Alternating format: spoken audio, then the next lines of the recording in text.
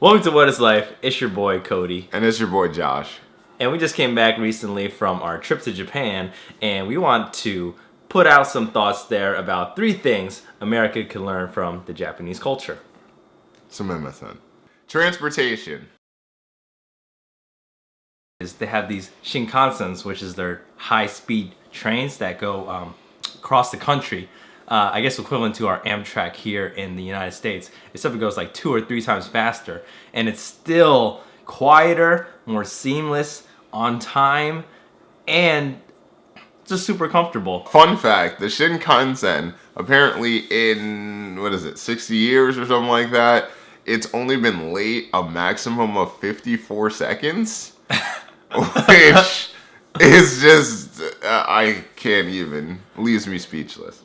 And this is a lesser known one unless you pay attention, is that when you're standing in these subways in Japan, you barely feel them moving. Like when I'm on the MTA and I'm standing, if I'm not holding on to something, my whole body will slam into the next person next to me, or I will like fall down and sit on somebody who's sitting on a seat. But in Japan, I was like, oh look, ma, no hands, you know?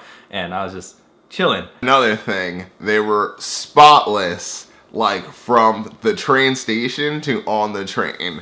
But maybe we saw 1 trash can the entire time that we were there on the MTA station. Like, it was a blessing to find a trash can. Service. So I think the service, actually, I know the service in Japan is grade A, even when we don't have to tip. And in case y'all didn't know, tipping is considered disrespectful in Japan because you're paying them extra for a job that they should already do. The service quality was almost as high as their Kobe beef. All they did was apologize to you and then kept on saying thank you repeatedly. and you're not receiving or taking anything from them. They're just apologizing. So alright, let me give you this anecdote. So I checked into my hotel. This guy was like, hey, you want to upgrade, whatever, I highly recommend it for free. And I was like, all right, I'll take it. I mean, it was a smoking room, but I was like, all right, I'll take it, whatever. And I'm not like a premium guest or like someone who frequents this hotel. Like, yeah, it doesn't really have high status, right? Yeah, multiple times a year, but I was still greeted with strawberries in my room and a handwritten card. I was like, what the hell? They did this in all like 5 minutes? I was like, that is crazy.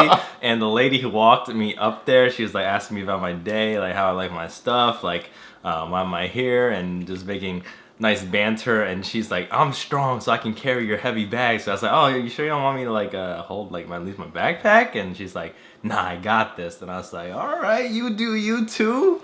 I don't know. What stories did you have? I guess a better story is I went to an ice cream shop to get rich, what's the name of the milk? Oh, Hokkaido? Black sesame ice cream.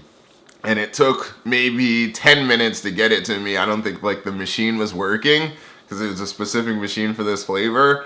And after 10 minutes, she gave me my money back. Gave me 2 black sesame ice cream cones just without the Hokkaido milk. And said, I apologize, please come back soon. And I was like, so she gave me triple my money's worth of value, and then they sincerely apologized and sent me on my way.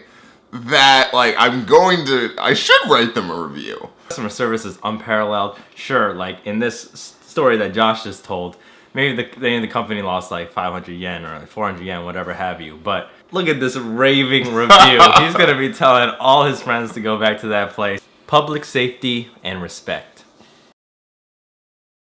The first thing I noticed when I got out of my taxi in Tokyo was that people just left their bikes unlocked and kicked up next to the street in full view. It didn't matter day or night, and they had no reason to believe that that bike would not be there in the morning. Just throwing some facts here.